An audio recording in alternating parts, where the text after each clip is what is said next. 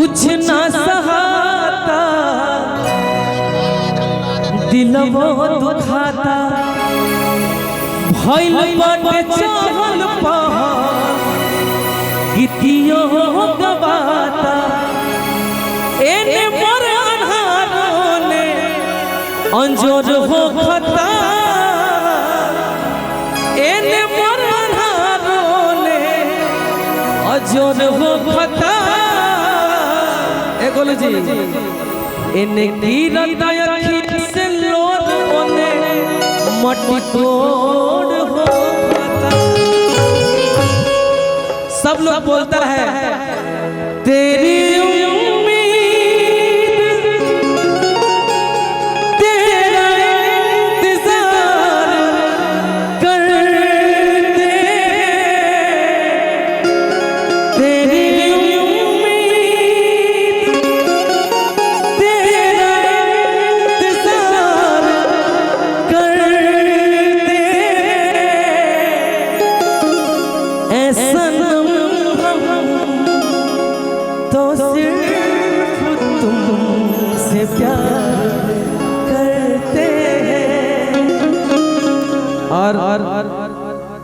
मेरे से बहुत ही अच्छा गाने वाले लोग हैं यहाँ। हम तो आप सबके आशीर्वाद प्यार से गा लेते हैं थोड़ा बहुत, और माई से ये विनती करो कि सब लोग आगे बढ़े, सब लोग खूब मेहनत करे, खूब तरक्की करे, ऐसे कि जे जितना मेहनत कैले बा ओकरा के उतना मिलल बा। आ माई सब देखेली, शंकर भगवान सब देखेले। दिल से बहुत बहुत धन्यवाद। अनुपमा जी हैं, चंदन भाई हैं, दोनों लोग गाएंगे। बीच में हम भी कभी कभार खटका लगा देंगे। देखो इले हमार मनोज भैया का देश बाजौन तारा देश बा हम जाना तने बोल कतरा कतरा गुलाब हो जाए चंदन बाबू, सादा पानी शराब हो जाए, इस महफिल में बाहर आ जाए तो सब पब्लिक के लगे एकदम जय हो जय हो। चंदन बाबू जी थोड़ा सा आइए, नायका में गइएगा तनी फास्ट। एक मिनट रुकी। कतरा कतरा शराब हो जाए मनोज भैया, मुकेश तोहर छोट भाई कहता कि कुल्ही रंगीन पानी शराब ना होला। मनोज भैया कुल्ही रंगीन पानी शराब ना होला, और जो प्यार करेला ना ओकरा के आके गले लगा लिहल जाला, छत पर से तिरछी नजर से दाते कानी अंगुरी दबा के जो प्यार में भाग जाला ओकर प्यार के कोनो जवाब ना होला। मुकेश बाबू हम लोग तो पुलिस में हैं, बहुत बढ़िया से जानते हैं। कलाकार ही नहीं समझे ये अजनबी सहारा आते जाते रहिए। कलाकार लोग आते जाते रहता है भैया, क्या कलाकार ही नहीं समझे जे अजनबी सहराते जाइए आते जाते रहिए आ दिल ना मिले। अनुपमा जी कलाकार ही लोग ना समझे जे अजनबी शहर है आते जाते रहिए। आप लोग तो हर जगह कलाकार। रांची को पटाटा में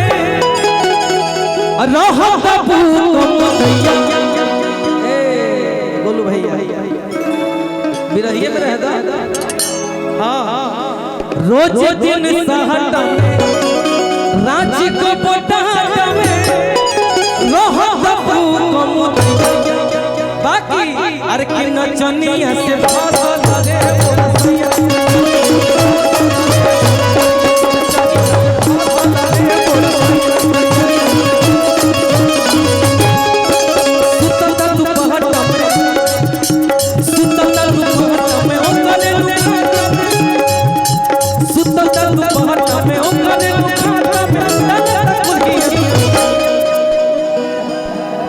रे खाली गाला मिला ना बड़ा बढ़िया लगता है।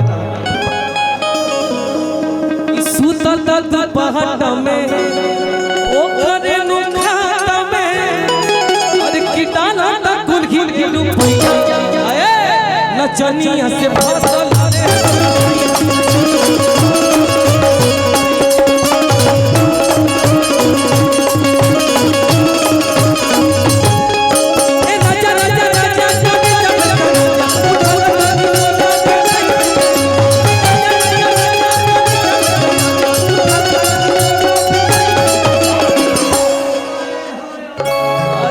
बहिया में कसी के सैया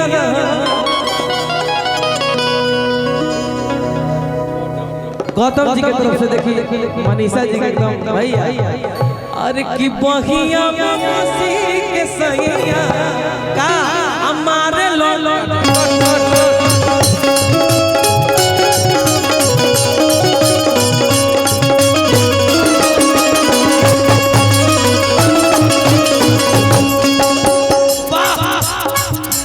जवन भतर कटनी भतर के पटाई है ओकरो किया जन्म होएला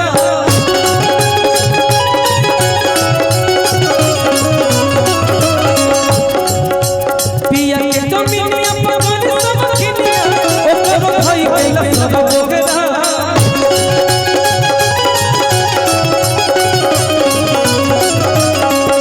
हां ठीक है रउआ आगा से हो जाई भाई पाछा से हो जाई ठुमका झुमका ये सटन पे नथुनी ठुमका झुमका ये सटन पे नथुनी हर जगह घर चुमैया ठुमका झुमका आ सटन पे नथुनी हर जगह घर के चुमैया बाकी नचनिया से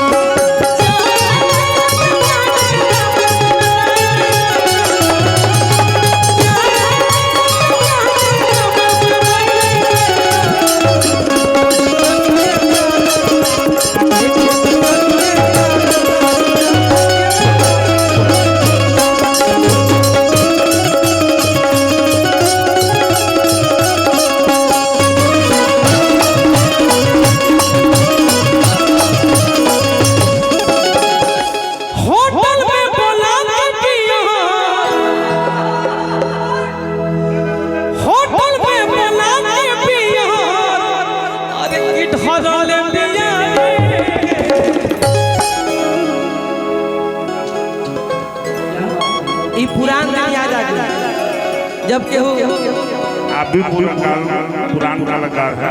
अनुपमा जी हमारे जयगर जी चंदन बाबू भी हम लोग के मैंने 2-3 वो प्रोग्राम करवा लिए हैं। अनुपमा जी आपके बड़ी नाम लेते हैं। अरे अभी लिए हैं आधा घंटा पहले। हाँ तो इसलिए हम कह रहे हैं भैया आप भी धन्यवाद दिल से बहुत बहुत धन्यवाद। मनोज भैया का पुरस्कार आई। बाप रे बाप कहाँ रहे हो? होटल में बुला के पिया हम तो इसे छोड़िए देनी। होटल में बुला के पिया अरे किट हजले पिया ए मनोज भैया तो हमारा अरे किपति के मोहती नचनिया बदले पिया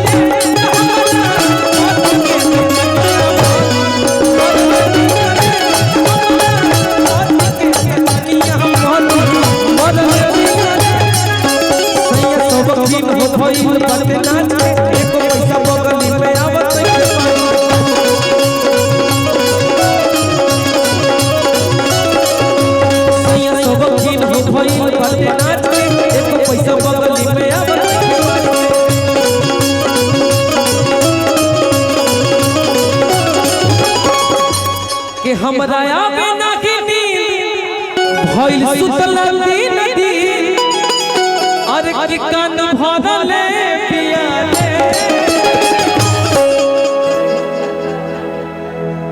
आहा कि रोगी तो पठत के मन भी दौड़ले पियाले तो हमारा पति के मोती नचनी